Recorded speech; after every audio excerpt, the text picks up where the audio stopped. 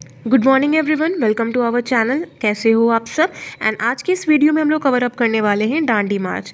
ठीक है, इसको हम लोग डिटेल में समझेंगे और आपको अच्छी तरीके से मैं नोट्स भी दे दूंगी, जो कि आप एग्जामिनेशन में अपने लिखोगे तो आपको मार्क्स पूरे मिलेंगे। तो पहले हम इसको समझ लेते हैं, उसके बाद फिर आपको नोट्स देते हैं। ठीक है, सबसे पहले हम बात करेंगे कि डांडी मार्च होता क्या है। ये जो डांडी मार्च है ना, आपके 10th के बोर्ड एग्जामिनेशन में बहुत ज़्यादा इंपॉर्टेंट है। और अगर आप बीपीएससी का या सिविल सर्विसेज का प्रिपरेशन कर रहे हैं तो भी डांडी मार्च समझना आपका बहुत बहुत इंपॉर्टेंट है, क्योंकि अगर आप बेसिक से जानोगे तब जा कर के आपको सब कुछ प्रॉपरली समझ में आएगा।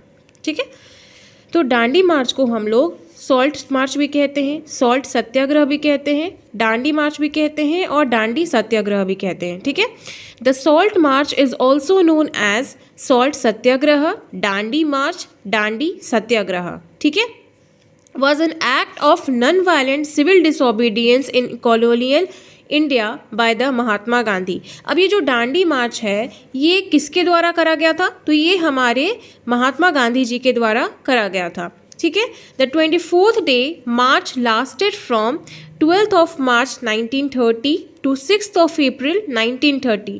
अब ये जो डांडी मार्च था वो कब से कब तक हुआ था? तो डे हम याद रखेंगे कि ये जो डांडी मार्च जो था ये 24 दिन का मार्च था। ठीक है, कब से कब तक था? 12 मार्च 1930 से लेकर के 6 अप्रैल 1930। मैं आपको डेट्स प्रॉपरली याद करा देती हूँ। ये जो डांडी मार्च है ना, ये मार्च के महीने में स्टार्ट हुआ था। ठीक है, तो इसको हम लोग डांडी मार्च को मार्च से याद रखेंगे। कितने मार्च से? तो 12 मार्च से। ठीक है, द 24 डे, ये जो 24 दिन है उसी में ये डांडी मार्च हुआ था। ठीक है, अगर आप डेट्स गिनोगे 12 मार्च 1930 से लेकर के 6 अप्रैल 1930, तो ये 24th डे का पीरियड आएगा। ठीक है, आगे बढ़ते हैं। The 24 day march lasted from 12th of March 1930 to 6th of April 1930 as a direct action campaign of tax resistance and non violent protest against the British for the salt monopoly. क्योंकि जो British जो थे ना, वो नमक के ऊपर कानून लगाने लगे थे, नमक के ऊपर हमसे टैक्स वसूलने लगे थे, जो कि नमक जो है हम लोगों को फ्री में मिल जाता था। ठीक है, उसके ऊपर वो टैक्स लगा दिया करते थे, इसलिए गांधी जी ने ये डांडी मार्च करा था। अब आगे बढ़ते हैं। The salt Satyagraha was a mass civil disobedience movement initiated by Mahatma Gandhi against the salt tax impose by the British government in India. ठीक है, मैंने आपको हिंदी में बताया, यहाँ पे इंग्लिश में नोट्स में लिखा हुआ है। He led a large group of people from Sabarmati Ashram on 12th of March 1930 till Dandi, a coastal village in Gujarat, to break the salt law by the producing salt from the sea water।